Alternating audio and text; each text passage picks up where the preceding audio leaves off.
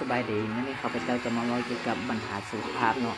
ซึ่งว่าในปัจจุบันนี้ปัญหาสุขภาพจะมีหลายโรคติดเชื้อบ่ว่าจะเป็นกระดูกคอเบาหวานกระเพาะอาหารมะเร็งเส้นเลือดตีบความดันไมเกรนและก็โรคอื่นๆอีกเนาะซึ่งว่าวันนี้ข้าพเจ้าจะมาเล่าเจาะจงเกี่ยวกับโรคฤทธิ์สีดวงเนาะซึ่งว่าฤทธิ์สีดวงแบ่งออกเป็น2ประเภทคือฤทธิ์สีดวงนอกและก็ฤทธิ์สีดวงในในโรคฤทธิ์สีดวงจะแบ่งเป็น4ระยะด้วยกันเนาะโรคฤทธิ์สีดวงระยะทำอิฐในระยะที่1ระยะทำอิฐนี่มันยังบ่ทันมีหัวยื่นออกมาอยู่ในบริเวณทวารหนักเนาะแล้วก็มันจะยื่นลึกเข้าไปในหูทวารประมาณ2ซนเนาะแล้วก็ระยะที่2นี่มันจะมีหัวยื่นออกมาในเวลาที่เรานั่งขับถ่ายเนี่ยมันจะดันเข้าไปเองอัตโนมัติในเวลาขับถ่ายสำเร็จเนาะแล้วก็ระยะที่3เนี่ยมันจะมีหัวยื่นออกมาอยู่ในบริเวณปากหูทวารแล้วก็มันจะบ่สามารถเข้าไปเองโดยอัตโนมัติได้เขาจะต้องใช้มือดันมันเข้าไปมันจึงเข้าไปได้ตรงนี้เนาะส่วนว่าระยะที่4นี่เป็นระยะที่ค่อนข้างที่สุดแล้วก็เจ็บปวดทรมานหลายที่สุดเนาะระยะนี้มันจะมันจะมีหัวอยู่ในบริเวณปากหูทวารเนาะแล้วก็มันจะบ่สามารถดันเข้าไปอยู่ในหูทวารได้เพราะว่ามันจะค้างอยู่แบบนั้นตรงบริเวณปากหูทวารเนาะซึ่งจะเฮ็ดให้ผู้ที่เป็นอยู่ในนั้นเจ็บปวดหลายที่สุดเลยถ้าหากว่าท่านไหนที่เป็นถ้าหากว่าผู้ใดที่เป็นโรคฤทธิ์สีดวงในระยะ1ในระยะที่2ไปหาหมอท่านหมอเนาะท่านหมอจะเขียนไว้ใส่ยาให้ท่านไปซื้อยาไปกินส่วนว่าถ้าอยู่ในระยะที่3ในระยะที่4เนาะท่านหมอจะแนะนำให้ผ่าตัดตัวนี้นะถ้าเราอยู่ในระยะที่3ที่4ส่วนสาเหตุเฮายังบ่ทันรู้แน่ชัดเจนว่ามันย้อนหยังว่าเป็นหยังจึงเกิดโรคฤทธิ์สีดวงได้เนาะซึ่งว่าส่วนใหญ่แล้วมันเกิดจากการใช้งานต่างๆเช่นว่าเวลาเราขับถ่ายนี่นะถ้าว่าอาจมแข็งเนาะมันจะเวลาเราขับถ่ายมันจะมีการหุบถูเสร็จสีกับบริเวณปากหูทวารจะมีการหุบถูเสร็จสีตั้งแต่น้อยมาจนถึงใหญ่เนาะเป็นเวลา20ปี30ปีเนี่ยมันจะมีการหุบถูเวลาขับถ่ายถ้าว่าอาจมแข็งนี่มันจะหุบถูเฮ็ดให้ในบริเวณปากหูนั่นนะมันจะมีการบวมแล้วก็จะเฮ็ดให้มีก้อนเนื้อนี่ยื่นออกมาอาการของคนเป็นฤทธิ์สีดวงเนาะคือเวลาที่เข้าไปขับถ่ายนั่งถ่ายนี่นะมันจะมีเลือดสีแดงสดออกมานำในเวลาออกมานำกับอาจมเนาะแล้วก็มีก้อนเนื้อหรือว่าก้อนติ่งมันยื่นออกมาอยู่ในบริเวณปากหูทวารเนาะตัวนี้ซึ่งว่าอาหารการกินจะมีผลเฮ็ดให้การเกิดเป็นโรคฤทธิ์สีดวงได้แล้วก็อาหารการกินจะเฮ็ดให้โรคฤทธิ์สีดวงนี่หนักรุนแรงเข้าเรื่อยๆเช่นว่าจำพวกไวน์จำพวกแอลกอฮอล์เนาะเช่นว่าเหล้าเบียร์เนาะพวกนี้จะเฮ็ดให้อาการของฤทธิ์สีดวงนี้หายแห้งขึ้นแล้วก็จะเฮ็ดให้ท่านนี้คนที่เป็นทรมานหลายที่สุดหลายขึ้นเนาะแล้วก็อาหารเผ็ดหลายบุคคลกินเนาะอาหารเผ็ดหลายเพราะว่าจะเฮ็ดให้ในเวลาที่เราขับถ่ายนี่มันจะเฮ็ดให้เราแสบในบริเวณปากหูทวารแล้วก็จะทรมานหลายเนาะอาหารเผ็ดนี่เท่ากินไปแล้วก็คนที่บ่มากินน้ำบ่มากินมังไม้บ่มากินผักนี่เนาะจะมีโอกาสเป็นฤทธิ์สีดวงได้ง่ายที่สุดเลยเนาะตัวนี้เนาะซึ่งว่าเขามักจะพบในผู้หญิงในผู้ชายในอัตราการเป็นโรคฤทธิ์สีดวงในอัตราเท่ากันเลยเนาะแสดงว่าผู้หญิงและผู้ชายนี่จะมีอัตราการเป็นโรคฤทธิ์สีดวงนี่จะเท่ากันจะอยู่ในช่วงอายุระหว่างประมาณ20ปีขึ้นไปเนาะผู้ที่เป็นพบว่ามันเป็นโรคฤทธิ์สีดวงเนาะแล้วก็40 50 60ปีขึ้นไปถ้าหากว่าบุคคลใดเป็นอายุผู้คนสูงอายุเนาะคนนั้นอาจจะเป็นเขาจะคนนึกถึงว่าคนนั้นอาจจะเป็นมีปัญหาแทรกซ้อนทางอื่นมาพร้อมเช่นว่ามะเร็งลำไส้เนาะย้อนว่าคนสูงอายุนี่ร่างกายบ่แข็งแรงแต่ให้เขาเจ้านี่สามารถมีโรคอื่นแทรกซ้อนเข้ามาได้เนาะจะให้เขาเจ้านี่มีโรคอื่นเข้ามานำฉะนั้นในมื้อนี้ข้าพเจ้ามีสินค้าตัวนึงมานำเสนอเกี่ยวกับการรักษาโรคฤทธิ์สีดวงเนาะคือตัวนี้ผลิตภัณฑ์ตัวนี้เป็น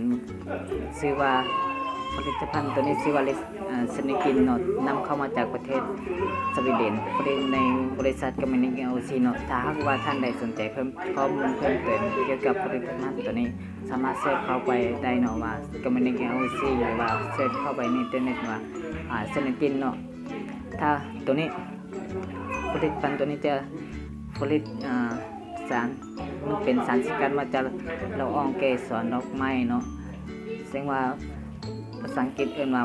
flower pollen extract เนาะตัวนี้เนาะซึ่งว่าตัวนี้ผ่านงานการวิจัยหลายที่สุดเลย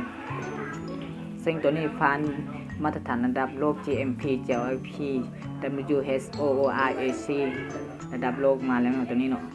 ซึ่งว่าตัวนี้ผ่านงานการวิจัยมาหลายกว่า170งานวิจัยมาแล้วเนาะตัวนี้ตัวทำอินนี่เนาะ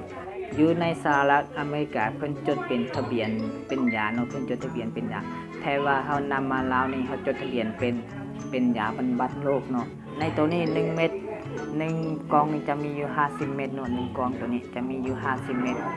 ตัวนี้เนาะ1กล่องมี50เม็ดตัวนี้ชื่อว่าเวนทรัสเนาะตัวนี้1กล่องมี50เม็ดอยู่ภายในนี้อยู่ใน1เม็ดของผลิตภัณฑ์ตัวนี้1เม็ดจะมีสารอาหารหลายกว่า280ชนิดที่ร่างกายของคนเราต้องการตัวนี้1กล่องผลิตภัณฑ์เซนิจิน1กล่องเนาะจะมีสารอาหารหลายกว่า280ชนิดซึ่งว่าตัวนี้จะชื่อว่าเวนทรัสเนาะจะเฮ็ดหน้าที่ในการเกี่ยวกับการระบบกระเพาะอาหารลำไส้ระบบลำไส้กันอะไรเวียนของอาหารเนาะตัวนี้ช่วยในความสมดุลของระบบแร่ธาตุเนาะเกลือแร่เนาะระบบเกลือแร่ในร่างกายของคนเราแล้วก็ช่วยกันดูดซึมของกระเพาะอาหารได้ดีเนาะซึ่งว่าตัวนี้จะเฮ็ดเวียกเกี่ยวกับระบบกระเพาะอาหารระบบลำไส้ในตัวนี้เนาะตัวที่2ต่อมาตัวที่2วีกลาสเนาะตัวนี้ตัวที่2วีกลาสตัวนี้ก็เส้นเดียวกันมี50เม็ดอยู่ในนี้เนาะวีกลาสตัวนี้คือว่าวีกลาสจะมีอยู่50เม็ด1ปอง1กระปุก1ปองจะมี50เม็ดหรือว่า50แคปซูลอยู่ในนี้เนาะตัวนี้ซึ่งว่าตัวนี้จะเฮ็ดหน้าที่เกี่ยวกับการกำจัดสารพิษออกจากร่างกายเนาะกำจัดสารพิษที่ว่ามันตกค้างกันอยู่ในร่างกายซึ่งว่าอาหารการกินในปัจจุบันนี้เนาะมันจะมีแต่สารพิษบ่ว่าจะเป็นจำพวกอาหารทะเลอาหารซีฟู้ดเนาะอาหารตลาดในท้องตลาดที่เราซื้อกินปัจจุบันนี้จะเป็นอาหารพันธุ์หมดเนาะบ่ว่าจะเป็นไก่พันธุ์หมูพันธุ์นี่เนาะเวลาเรากินเข้าไปในอาหารพวกนี้มันจะมีสารพิษสารเคมีหลายที่สุดเลยซึ่งเวลาเรากินเข้าไปเราจะมีการสะสมเข้าไปในร่างกายของเราแล้วก็ของเรานี่มันจะบ่สามารถขับถ่ายออกมาหมดได้มันจะเฮ็ดให้แล้วก็ตามหลังเมื่อเราสูงอายุขึ้นแต่ตอนนั้นร่างกายเราบ่แข็งแรงเราบ่สามารถต้านทานเกี่ยวกับพยาธิเกี่ยวกับโรคเกี่ยวกับสารพิษพวกนี้ได้แล้วก็มันจะก่อให้เกิดพยาธิอื่นๆเข้ามาในร่างกายของเราเนาะซึ่งว่าตัวนี้จะเฮ็ดหน้าที่ในการกำจัดสารพิษจำพวกนี้ออกไป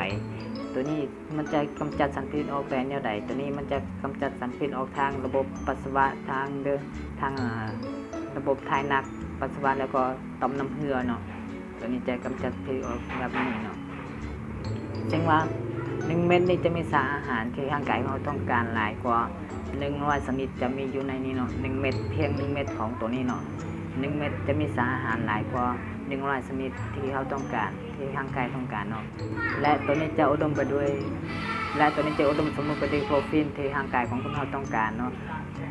แล้วก็ตัวนี้1เม็ดเนาะเรากิน1เม็ดเท่ากับเรากินผัก2กิโลกรัมเนาะตัวนี้เรากินผักที่เรากินเพียงแต่เม็ดเดียวเท่านั้นมัน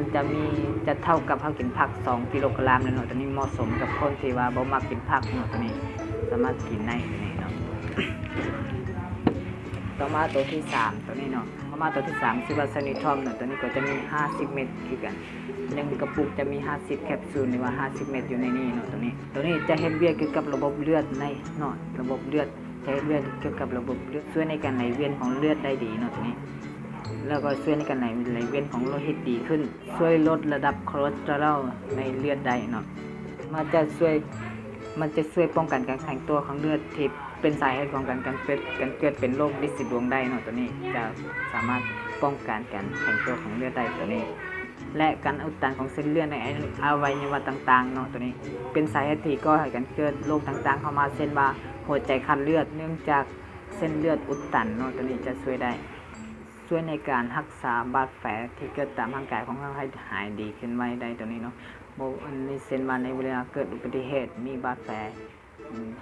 ตัวนี้จะช่วยให้มัน หายดีขึ้นไวได้เนาะแล้วก็จะเฮ็ดให้บริเวณที่มันเป็นแบบบาดแผลนี่มันจะงามเวลามันหายดีแล้วมันจะงามเก่ากับซีนของเฮานี่เนาะมันจะงามคือเก่าตัวนี้เนาะถ้าหากว่าท่านใดสนใจสามารถติดต่อโทรมาปรึกษาได้เนาะถึงเบอร์หน้าจอโทรศัพท์เลยเนาะสามารถโทรมาติดต่อกับข้าพเจ้าได้ซึ่งว่าชุดนี้จะเป็นตัวนี้เนาะตัวนี้จะเป็นชุดนี้มี3กระปุกหรือ3ปองนี่เนาะเป็นชุดรักษาโรคปัญญาลินสีดวงรักษาได้เนาะตัวนี้เนาะซึ่งว่ามีหลายทานอะไรคนที่มารักษาทางศูนย์ของพวกเราเนาะแล้วเขาเจ้ากินเข้าไปเขาเจ้าก็หายดีหมดแล้วเนาะตัวนี้ซึ่งถ้าท่านใดสนใจสามารถติดต่อเข้ามาได้เนาะแล้วก็ก่อนที่จะจากไปนี่หากท่านใดเห็นคลิปวิดีโอนี้ขอให้กดไลค์กดแชร์ไปให้กับคนที่ทานทางได้